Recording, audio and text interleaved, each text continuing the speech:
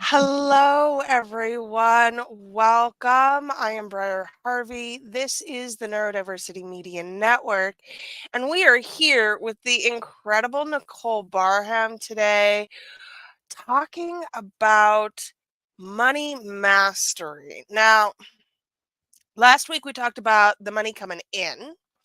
This week, we're going to talk about the money going out, which, as I have noted, for me at least, it's all of the money, all of the time. Terrible, terrible, terrible. I told Nicole that I was both dreading and looking forward to this episode in equal measure. So I'm sure we have a lot of ground to cover today. How are you, my friend? I am doing so well, Briar. How are you? I am well. Awesome. You excited to talk about the money going out?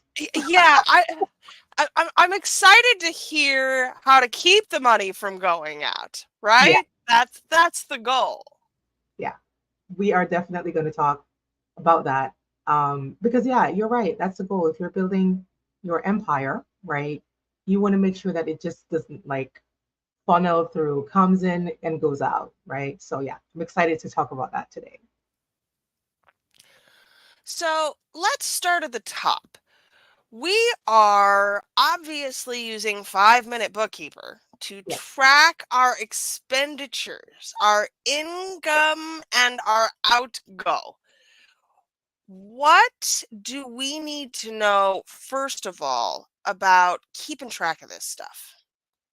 Yeah, so you're started your business. It's so easy sometimes to start your business, Briar, that people just, set up shop, open the doors, and I'm in business.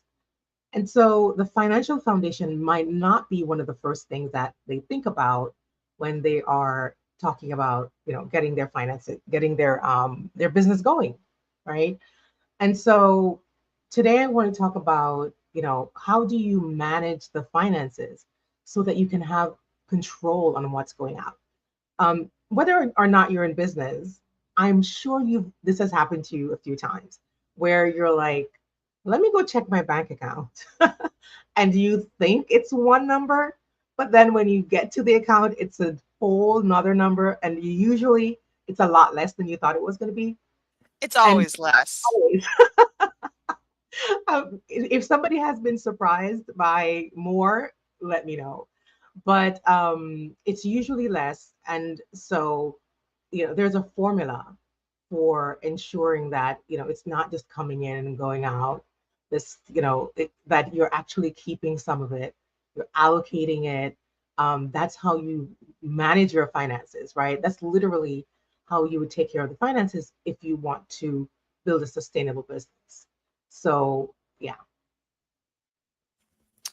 I know for me personally, and I think for a lot of people, I did not go into business first. I freelanced. And Mm, that's an entirely different mindset.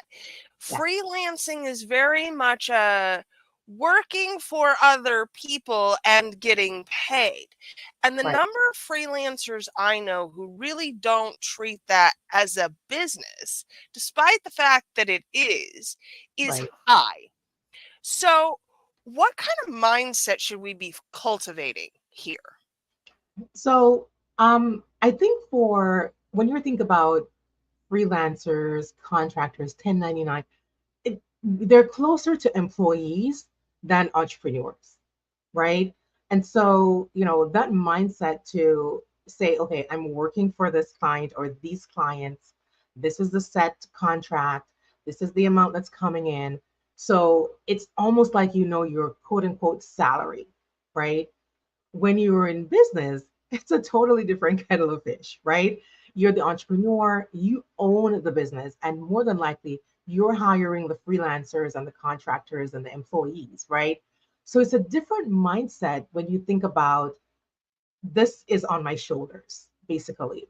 I was saying to my friend recently that CEOs that get a ton of money, like sometimes we see these Fortune 500 and 100 companies, and they're getting millions of dollars. And we're like, oh, that's so much money. And running a business, like being a full-time entrepreneur, I'm like, they deserve all that money. It's a lot of responsibility, Briar.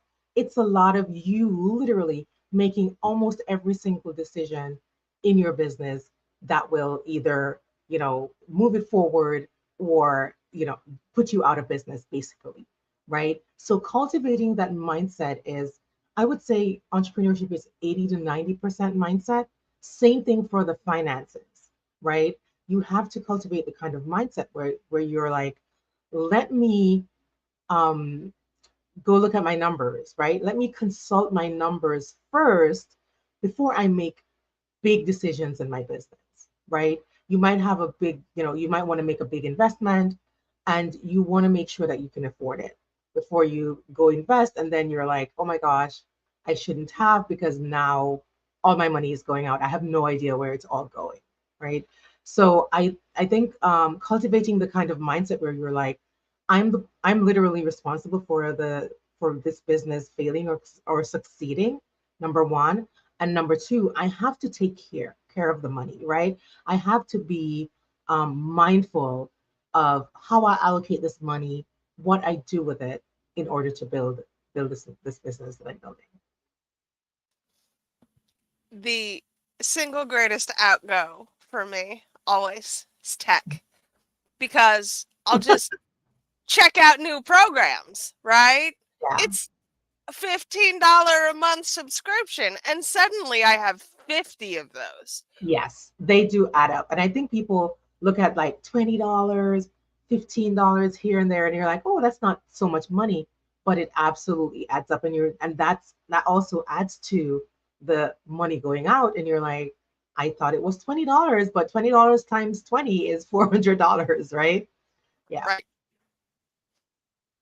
So, what do we need to know to be able to make better choices here? Okay. So I think a lot of people believe it's so hard. Oh my goodness, finances are so hard. I'm not a numbers person. I didn't like math in school. Oh my, if I ever tell you how many times I hear that, I'm like, numbers and math that's the only similarity, right? They're both numbers. That's it. You do not have to be good at math to be good at managing your finances. And so what you need to know is that it can be easy, right? If no one else has proven this, if you've seen me, or I know this is probably streaming on our platforms, there are people on here watching who know me. You've seen me on here showing you it can be easy. You've seen my clients saying, oh my gosh, this is so easy, right? So the first thing you have to do is get rid of that mindset that the finances are hard. Managing the finances are hard, right? When you get rid of that mindset, then the next step is, um, I can do this, right? How do I? And it's all about the doing. I don't want you to sit around and think I have to fix my money mindset. I have to get rid of this, and of course you want to do that work, right? You want to do the intangible work, but you also want to do the action. I always say the results, you'll get the results just by taking one tiny step every single day, right? 5 minutes a day. That's how I came up with my 5 minute bookkeeper. Because I'm like, if you spend 5 minutes with your finances every single day, you start developing habits that will, you're looking at your numbers, you're seeing what's happening in your business, you're seeing the story of your business. How much money is coming in? How much is going out? How much do I want to come in? How much do I want to go out? Right. So that's the second step. Start looking at it and actually tracking it and seeing exactly what's happening with your money. The third thing that you can do is, or you should be doing, is when you get to the point where you see what's happening with your money, then you start making decisions about how you want to move your business forward, right? So if you're looking at the numbers and you're like, I don't like the number that's coming in, how can I increase that, right? You look at the one that's going out, 100% of the times we're like, I don't like how much is going out. How can I change that?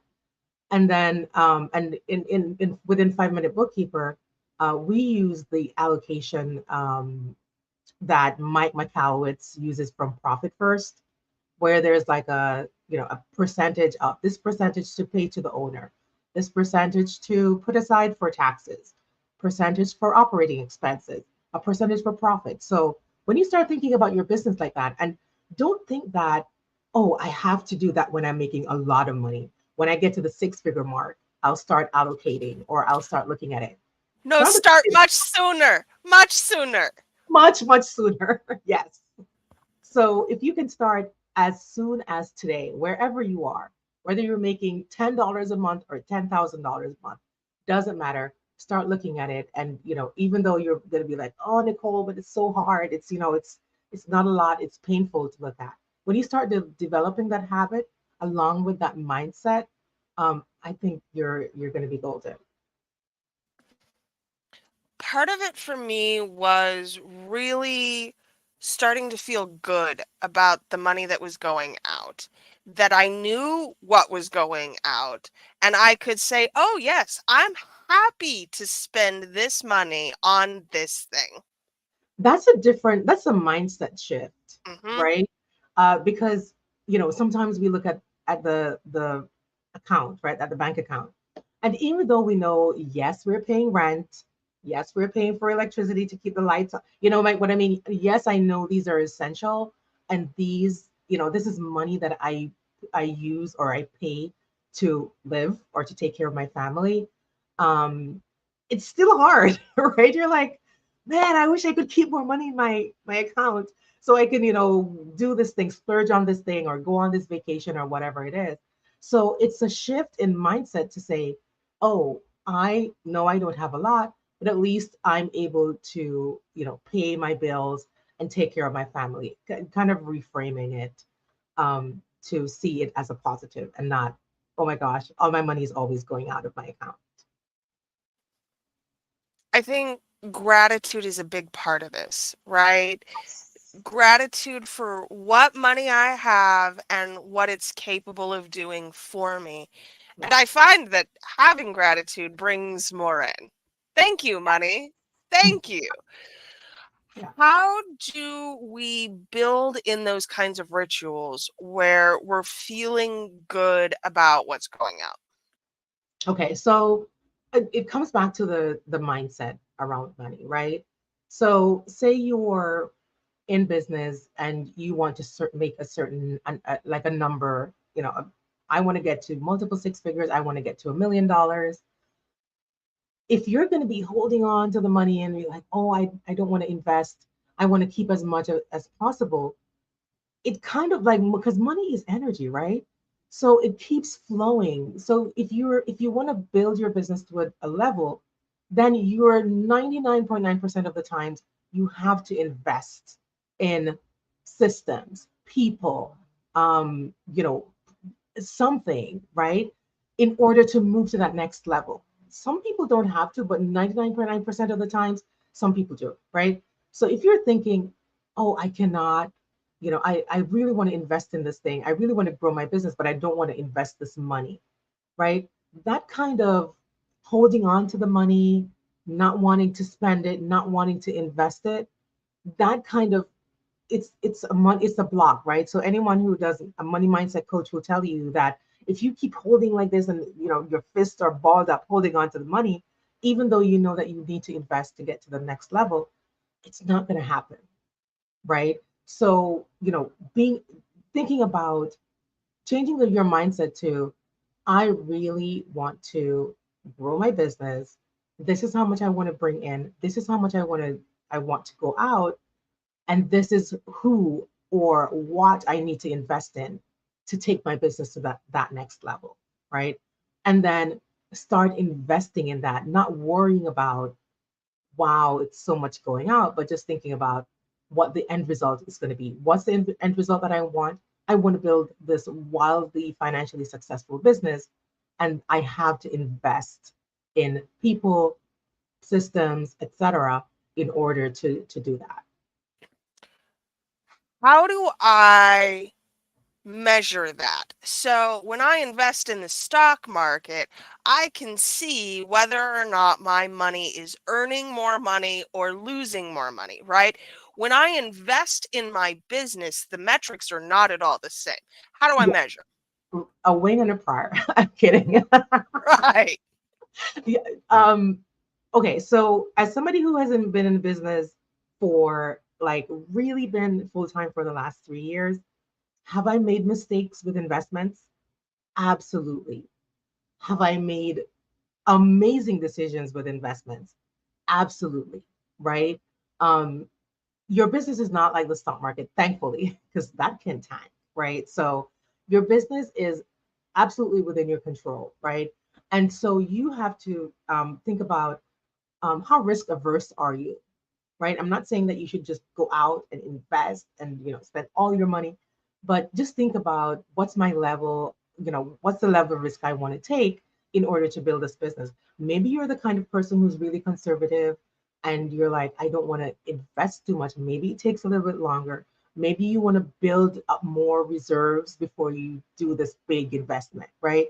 So it's very different for different entrepreneurs. There are people who would say, "Oh, let me use other people's money to invest in my business so I can grow faster because I'm not bringing in, $100,000 a month, in order to invest in my business.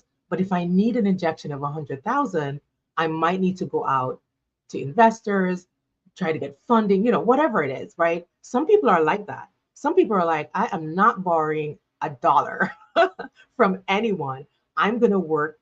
I'm going to use the money that I make in my business and reinvest in my business. So it absolutely depends on who you are and how you want to build your business. If you want to go slower, use your own money to do that, or if you'll go faster by bringing on investors, you can do that as well. So there's no formula per se, right? Right. There's no formula and there's no way to really know except for the growth of the business, Yeah, whether or not this investment has been successful. Are absolutely. there are there good markers of potentially good decisions? What does that Absolutely. look like? Oh yeah, for sure. So I'm not saying that everything is like a gamble, right? It's not like playing the lottery. If you're looking at and what I do is look at somebody else who is in business and I want to either get to that level or I want to build my business like that. I get mentors and coaches, right?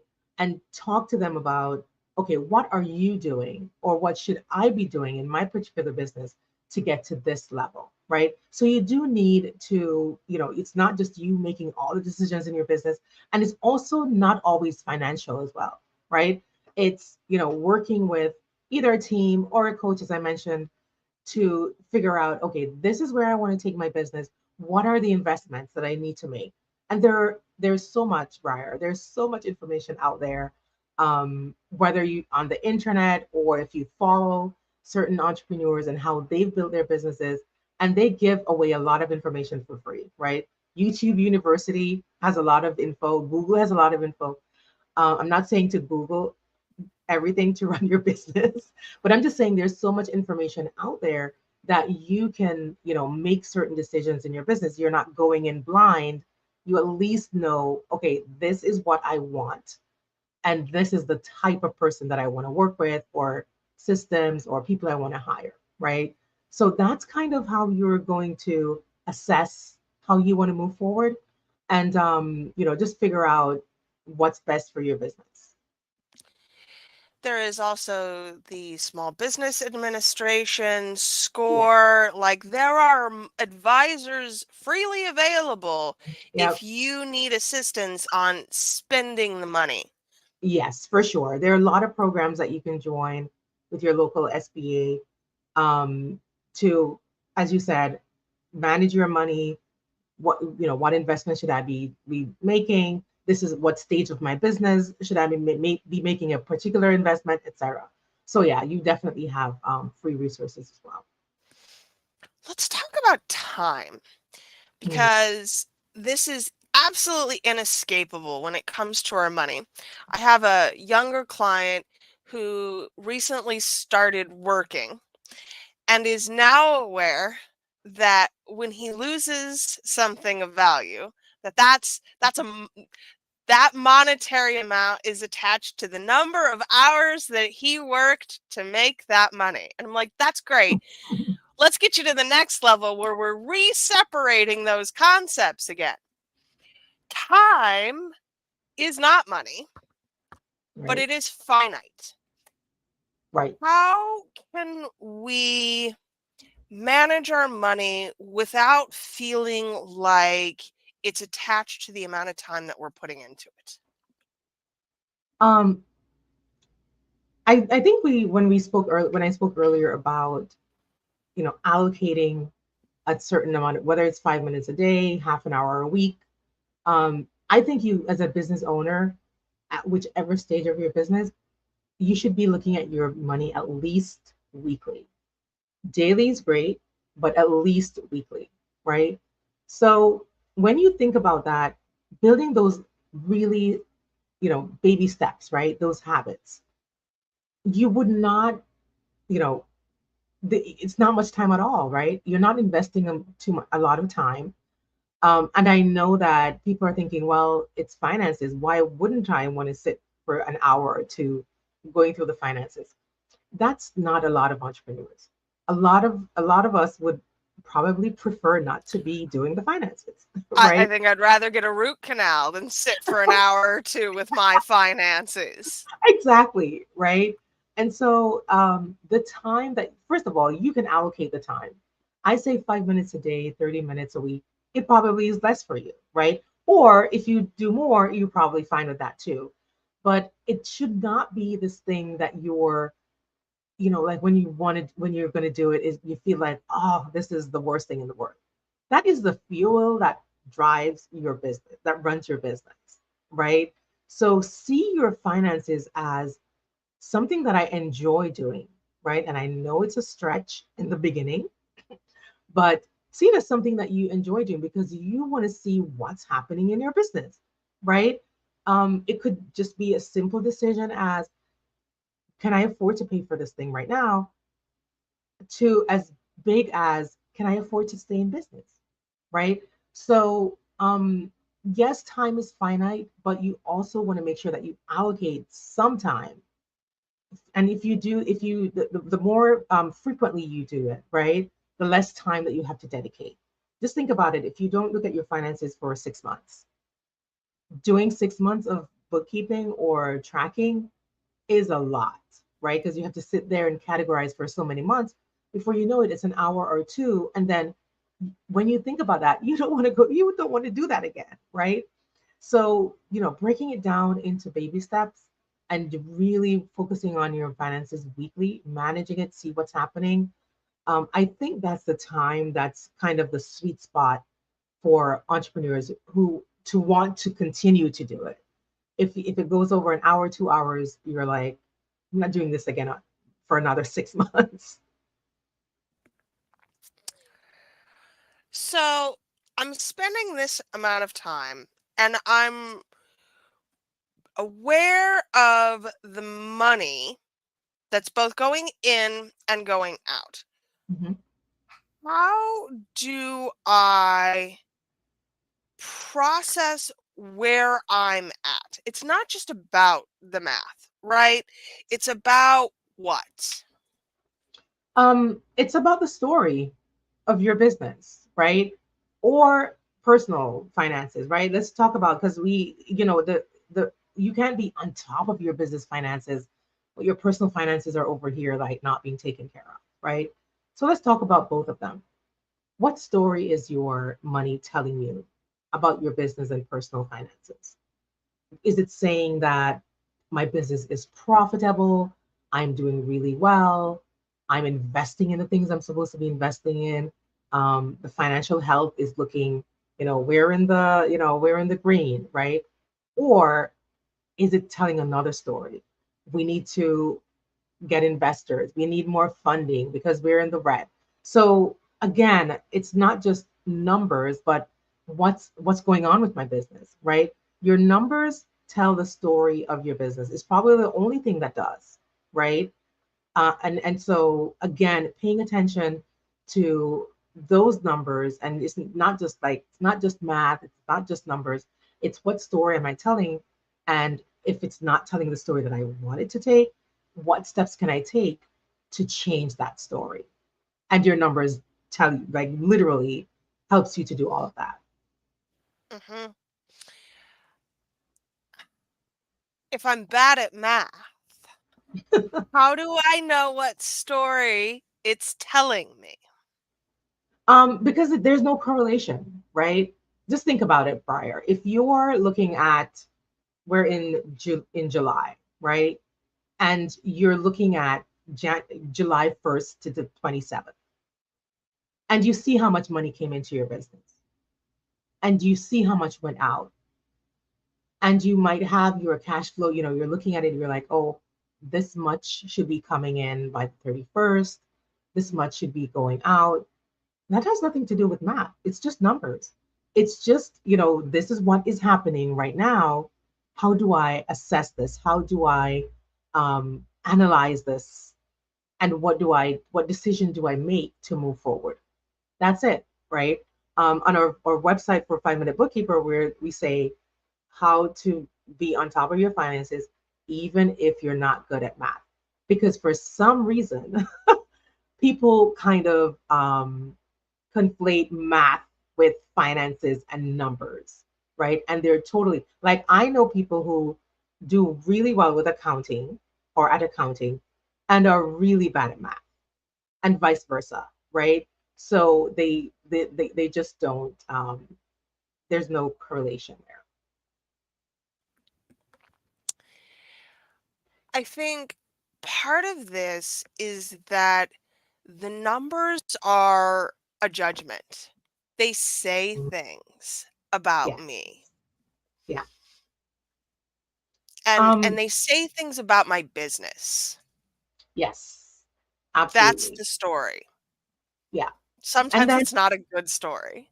I know. And that's why I said you have to also do the mindset. So it's not just, oh, let me look at the numbers and change my habits. And you have to work on the mindset. Like, what's the end goal? Like, what do you want to achieve? You might be in a situation where, and I spoke about being in the red, being in the green. And by the way, there is no entrepreneur that's going to love the numbers and the story that's telling all the time, right? You might be looking at it one day and be like, this sucks, right? And so it's not about, oh, you know, I self judgment. Let me tell you, as an entrepreneur, just overall, your mindset has to be, I cannot judge myself. If you keep judging yourself, you're gonna quit. It's not gonna be. It's gonna be very very challenging to run a business when you're judging yourself, you're judging your decisions, because you're not gonna make 100% perfect decisions in your business ever, right? So when the self judgment goes out the window, and you can just be, um, you know, take a look at the numbers, just be focusing on that, right? What do I need to do? And I'm a solution oriented person, Briar, and most entrepreneurs are, right? So just let's be objective. Let's look at the numbers. What are they saying, and what do I need to change? Yes, I made a bad decision by investing in that thing, or yes, I whatever. But oh, look at this great decision that I made investing in this thing over here, and it's working really well, right? And it's going to happen whether you're running $1,000 a month business or $1 million a month business. That's just how it is. Like, you're never ever going to be perfect in your decision making, right? So judgment out the window. Work on that mindset where you're like, if I keep judging myself, there is no way I'm going to be able to focus on making the right decisions that will help me to grow my business, right? So coming back to the numbers and not judging yourself is, okay, this is where we're at. This is where we want to go. How do we get there? And then start strategizing about that. Okay. So, assuming that I have more going out than coming in, which I think is true for a lot of entrepreneurs, Yes. What do we do to start fixing that problem? Assuming that I can't just automatically bring in more money, what am Right. I looking at here? Okay. So there's, yeah, a few things that you can do, right? And this is where the strategy comes in. And this is where you looking at your numbers, no matter what they look like, will help you to get to the next step. Because now you have to create a strategy around, how do I bring more money in? I'm in the red. I need to bring more money in, right? Or even if you're not in the red, you just need to bring more money in. Do I need to increase my prices? Do I need to go out and sell more, find more clients, be more visible? Do I need to get on social media? What do I need to do to change this number? And as an entrepreneur, I have brainstormed at least 10 different things that I can do to bring more money into my business. And then I choose like maybe 2 to 3 of those and I start doing that, right? And 100% of the times I've gotten to the point where I'm like, okay, more money is coming in. More, and this is just like, Brian, this is how an entrepreneur's life is, right? We look at the numbers, we look at our business, we're like, okay, how do I bring more revenue in? And then we go do the thing, right? So that again helps you looking at that number and you're like, I don't like this number at all. This is, it doesn't make me feel good. It makes me feel like my business will not survive. How do I change this?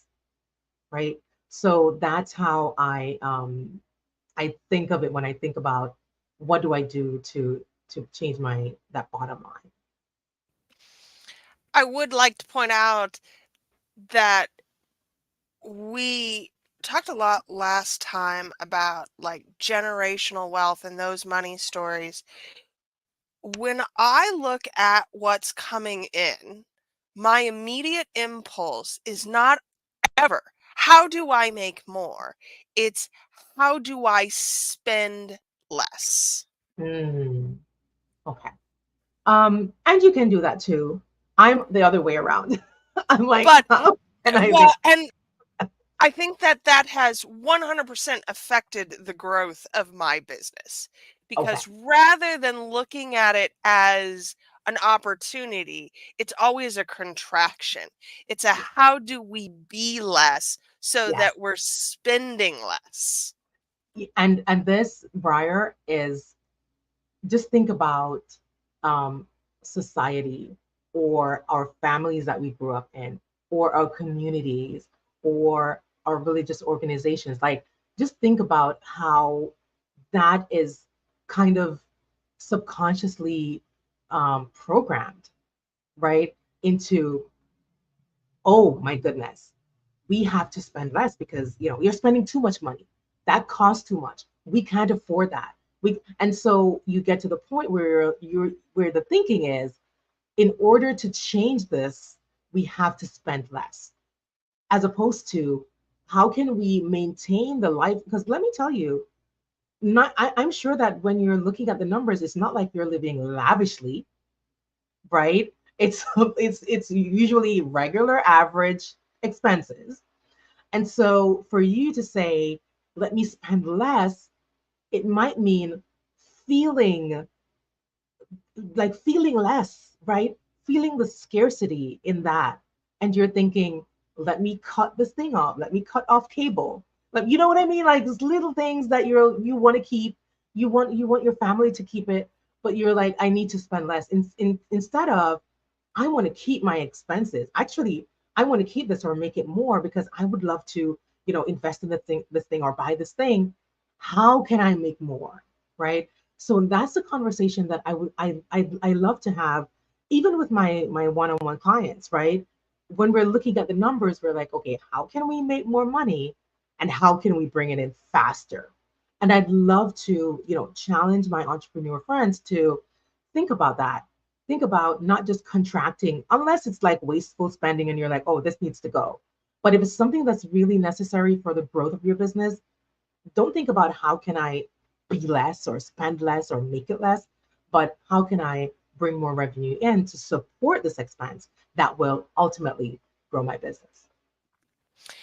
and I don't want to name names, but there's a huge difference between the your $5 cup of coffee is costing you from buying a house Yes. in God. consumer finance versus what we're actually looking at as business owners. Finance Right. is different when you own a Yeah, business versus when you have a job, and that's a fact. absolutely. It absolutely is. And, whether or not you have a job, a $5 latte 2 times a week is not going to make you. Have you seen the prices of houses? Like, Right, you, that half a million dollar house and my yeah, $5 latte do not seem to have a whole lot of math in common. absolutely. Even if you're not good at math, you know that math is not mathing, right? So, and of course, it's totally different when you're an entrepreneur. Like, there are entrepreneurs who are running multiple six-figure business, $1 million businesses, right? And still have the how can I make more money to invest in more so I can take care of this problem, right? So it's not just like you're miraculously, without money or finance, challenges because now you're running this financially successful. I say all the time, and I'm half joking that when you're an entrepreneur, sometimes you're like, listen, it might be better to just pack this all up and go find me a desk job, a cubicle, and a steady paycheck, right? Because it's a lot. It's a lot on you to make every single decision, including the financial decisions, right, in your business. And so when you can get that off your head and be like, every 2 weeks, like clockwork, my deposit goes to my bank account. I can manage to live and pay my bills. This over here is, I don't know if I want to do this, right? I don't know if I have the stomach for this, right? And so my the thing is it's totally different, but at the same time, it really um it really is about you making a decision, right? The same way you can make a decision to bring more money into your business in order to afford the expenses that you want to, the things that you want to buy or invest in. It's the same way you can decide whether or not you want to get a job that pays you more money because you want to afford latte 5 days a week instead of two, right? Or you want to, you know what I mean? So it's the same decision process. And when we can get out of, I need to shrink myself, I need to do less so that I can, or spend less so that I can see more money in my account, as opposed to how do I bring in more to support the lifestyle that feels abundant and expansive to me. This is so relevant, I think, for neurodivergent folk because the numbers for us in traditional employment Mm, continue to get worse, yeah, despite the work that is being done in terms of making work more accessible. Neurodivergent folks are more likely to be unemployed or underemployed, which means that if you're going to live well, you may have to start a business.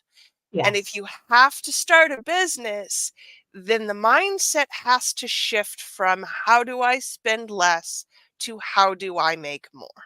right, yeah, for sure. How do we start making that shift? Um, like with everything else, Briar, and you'll hear me say this all the time, all the time. It's tiny shifts. So sometimes when people think about making a change, they think about, let me go from 0 to 100, right? And my thing is, how can we get from 0 to 1? Let's think about that first, right? And that is why sometimes, and I'm not ragging on anyone, right? If you choose to do what you want to do, but I feel like some of these programs, like you have like an exercise program called 75 Hard, right? That people will be sedentary today, but I have to failed every time. I have and more than once I have tried to work there, my way through 75 hard. So just there proving you your point here. yes, right. So that being sedentary today, and tomorrow you're running twice a day, cutting your diet, all the things that happen, right? If you can get through that, that's amazing. But that's not how the human beings are made up. Like, that's not how we are, right? So the baby steps and the little habits and the little wins and the little rewards, right? I've and let's talk about going back to exercises. I walk every single morning for at least 5 mornings, right? Every single week for at least 5 mornings. I'm not gonna, and I walk like 20 minutes. I feel so great. I've been doing this maybe 2 to 3 months now. I used to be somebody who's always in the gym. I have an injury that is keeping me from that.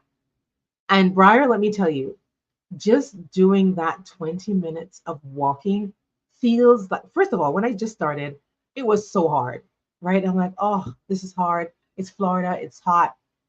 Now it goes so fast. And then I started adding 10 minutes on my Peloton again, right? So baby steps. I did not jump from, oh my goodness, I have this injury, I can't work out, to running half an hour, then coming to the Peloton for 30 minutes. Like, I would not want to do that. That sounds so hard, right? For somebody who's not doing any kind of exercise. So the same thing applies when you think about, okay, how do I bring more money? How do I shift my mindset from shrinking, spending less, to now keep it where it's at and bring more money in? It's baby steps. Seriously, apply the same thing you'd apply to an exercise program, that you just start off little at a time, right? And then it starts to feel good, right? And then it starts to feel better. And then it starts to feel better. And maybe you're the kind of person, you have a $5 product, and you have a lot of people coming to you and they're like, oh my gosh, Briar, this product is so amazing. I'm telling all my friends and all my, and you think to yourself, oh, the value of this product can probably go up to $6 because there's so many people who are getting so many results from it, right? And you increase it to $6, right? I'm not saying to increase from $5 to $500, because that might feel like, in your, like, viscerally, you're like, oh, I want to throw up, right? So I'm not saying that you should do that. But what I'm saying is, maybe you need to increase your prices by 10% or 20%, right? And then that would bring more revenue in. Maybe you need to be more visible. A lot of people don't like to be visible, don't like to be on video, don't like to be on social media, or just being visible overall, right? And I'm thinking some of my newer divergent friends are like that. And maybe what you want to do is say, I'm going to take this one little step, right? I'm going to do this one thing that will move my business forward, right? John had said he was interested in my product 2 months ago. Let me reach out to 3 people today who had said they were interested in my product, and see if they want it. And you also have to be okay with getting no, right? With getting rejections, right? So it's going off into a little bit of a business, talking about business, but it's relevant, right? When you make those little steps and make those little decisions, right? Or just not little decisions, but those decisions to take that really next small step, before you know it, you're making like lots of steps, and you don't even, it doesn't feel that bad or that hard or that challenging, because it wasn't all at once, right? So yeah, that's my advice for, changing those beliefs and habits. And I think there is so much power in doing more rather than being less. Absolutely. Yes, there is. And you feel there's something intrinsically motivating, right? For somebody who is, you feel like, oh, I'm overcoming this challenge, right? You reach out to 3 people, one person says yes, right? And you sell a product for the new price. You're like, oh my gosh, I feel so great about my decision to increase my prices, because now I've sold my product at $6 instead of $5, right? That does something to you as an entrepreneur. It helps you to, like, it cements the value, it confirms that my product or my service is valuable, right? that expands the way you think, that changes your mindset about your business, about your products. And so when you do those things, I remember when I just started with 5 Minute Bookkeeper, it was ridiculously low. I cannot even tell you the number that I sold 5 Minute Bookkeeper for, but it was so low, right? But then when I started to, get feedback and these testimonials that were, a lot of them were unsolicited, right? People were like, "Oh my gosh, this is mind blowing. My finances, my bookkeeping has never been this easy." And they're telling everyone about it. And then I started making more sales. I'm like, time to increase my prices. The value has gone up. And so I increased my prices. People are still buying at that price. And they're still buying at a price that is much more than I started, right? And so that gave me the confidence boost. People buying, telling me how great my product is, you get that confidence boost to increase your prices, do something else, bring that money in, stay in business, right? That helps you to literally continue to build your business. And when we talk about building a business here, I think it's really important to focus not on volume so much as success rate, right? Right. The people who are using your product are successful and Mhm. they're not asking you for refunds. Right. Yeah. That too is a metric. Yes. How do we incorporate these kinds of metrics into our pricing decisions? Um, so this and this is a whole other conversation prior. Like this is like a pricing strategy, business strategy conversation. But it's the same way that you think about somebody coming to you and they're like, "Oh my goodness, I went to this, I bought this product and it has changed my life," right? And you want the same transformation. And they're like, "I know you needed this. I know you've been looking for it. Go here and get this thing." Um, 9 times out of 10, you're just going to go and buy the thing because your friend says, "This is amazing. You need to get it," right? So when you have a lot of people, and it doesn't have to be only referrals, you can have testimonials. When you're getting all these testimonials, this is again confirmation that I can increase my prices, right? If you are making no sales, if you're if if people are asking for refunds, then that you definitely know that something is broken in your business. You need to look at something needs to shift, right? And so the same the it's the same way that you would use the rave reviews, the testimonials, the confirmation, right? The number of sales to say, okay, this is valuable. Let me increase my prices. It's the same way that you would say, not making any sales, people are complaining about the prices, and people are asking for refunds.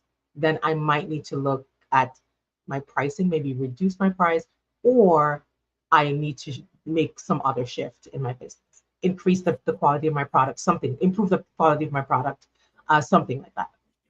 Because this all comes back to the story that our business tells us, right? Absolutely. About itself. What are some other markers of things that need to be changed when our finances are telling us these stories? Mhm. What can we see it saying like ahead of time? What are the leading indicators here?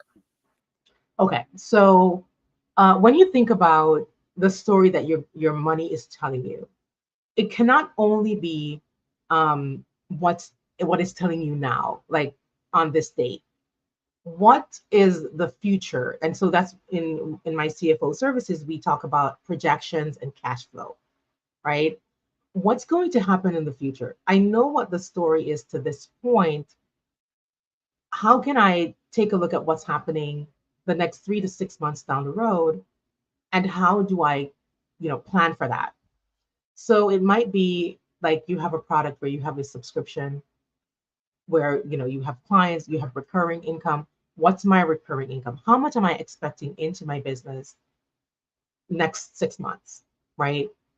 Then you think about, if I'm expecting $5,000 in recurring income but my business needs to make $15,000 a month. How do I bring in an additional 10,000 each month, right? And so that's how you again start you know, you're now writing the story, right? Yes, your money tells you a story. You can also write your own money story in terms of not in terms of mindset and healing your money, any kind of trauma you have around money or anything like that, but just looking at the raw data, just looking at the numbers and saying, okay, the next few months, this is what I need to do in order to get to this level of income. I might need to bring more recurring income in. I want to get my recurring income to $10,000 a month so I can, reduce the burden of always bringing more new business in at $10,000 each month. So if I have 10,000 coming in recurring, then I can bring in $5,000 a month, and that's easier, right? Than bringing in 10 each every single month, right? So just those things. How do I rewrite or how do I write my money story to fit to build the kind of business that I want to build, right? I can't just be using, okay, this is what is happening, but you also need to be planning, strategizing, projecting out into the future, and figure out how you're going to build that business of your dreams.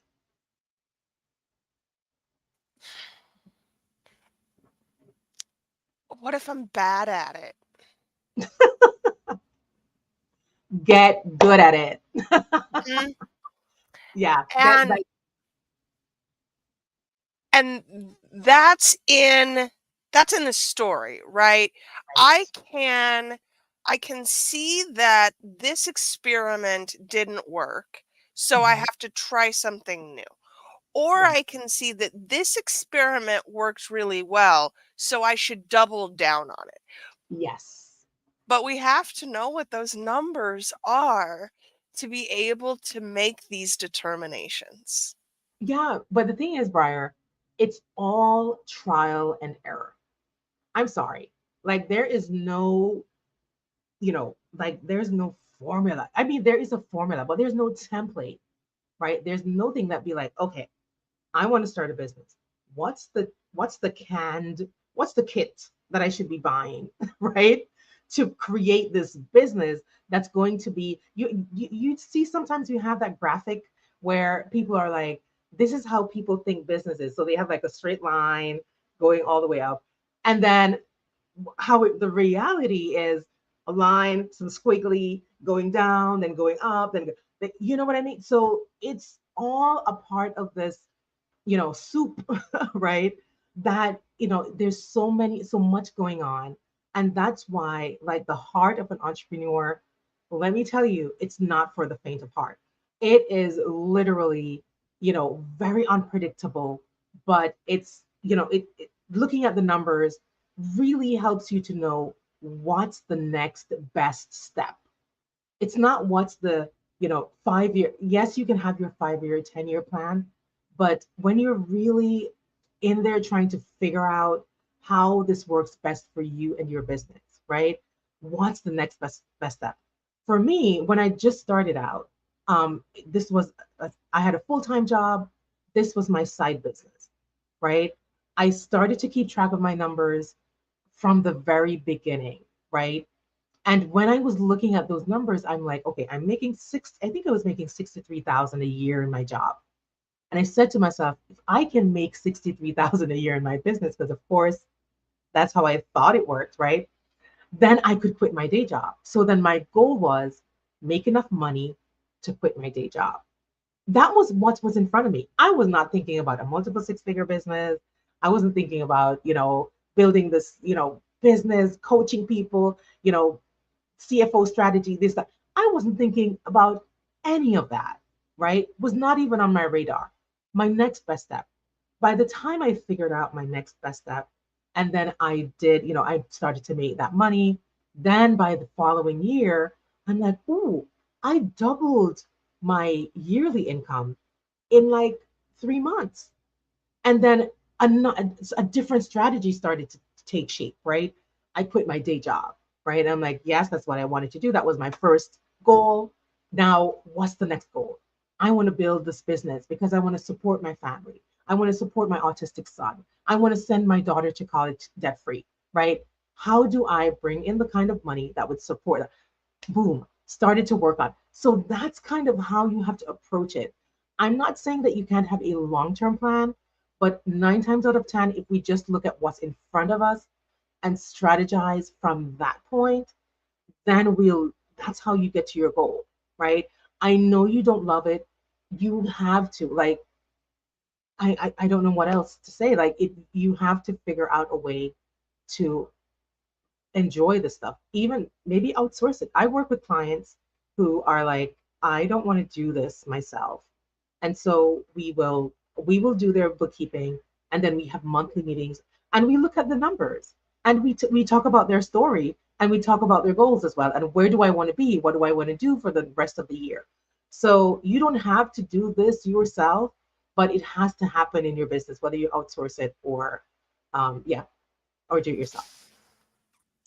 And I think there's something here about playing the short game to play the long game. But I have to know Absolutely. what that short game is, and that's in the numbers. Yes. Yeah. It's what's in front of you. Like, there's a saying that yes, you want to get to the Super Bowl. Like, you want to get to the Super, you want to win the Super Bowl, right? But let's get through these games. Let's get through the playoffs, right? I'm not a sports or football fan, so or I don't know much about it. So if I'm saying the wrong thing, No, forgive me. no, we're right on track. Okay. So yeah, so that's the thing. Like, what's the next game? Who are we playing next? Okay, we need to get through this team. So you're not sitting down at the Super Bowl, right? You're just getting to the next. What's the next game? What's the next game plan? What do we do while we're in the game? Timeout. What's the coach? What's the game plan? What are we going to do next? So that's the same thing. Apply that to your business. What's the next best step to get to your goal? And I think that the only thing to offer here is some encouragement Yeah, because that's absolutely. hard. Yes, it is. It is. And that's why I also feel like there is, inundating yourself with, or your mind with positivity, right? Positive things. There's going to, as I said before, there's no straight line to financial success in your business, right? And so you have to have rituals, daily rituals, practices. We talked about gratitude earlier. Making sure that you know why you're doing this business, why you're in business, right?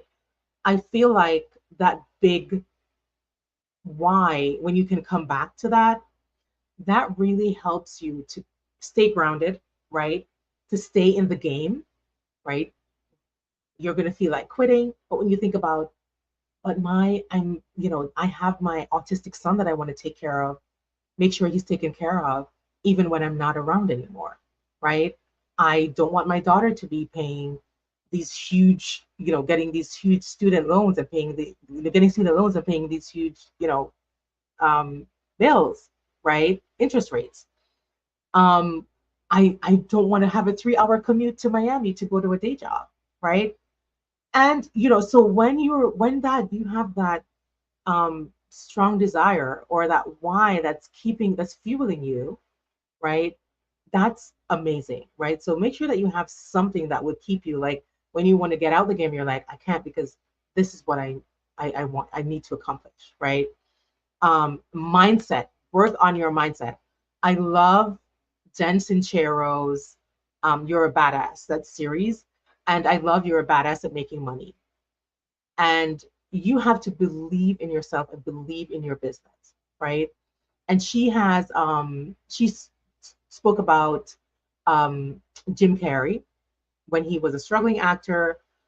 He believed so much that he was talented enough to land a $10 million role, that he wrote himself a check for $10 million for acting services rendered, right? When he was did not have any money, was a struggling actor.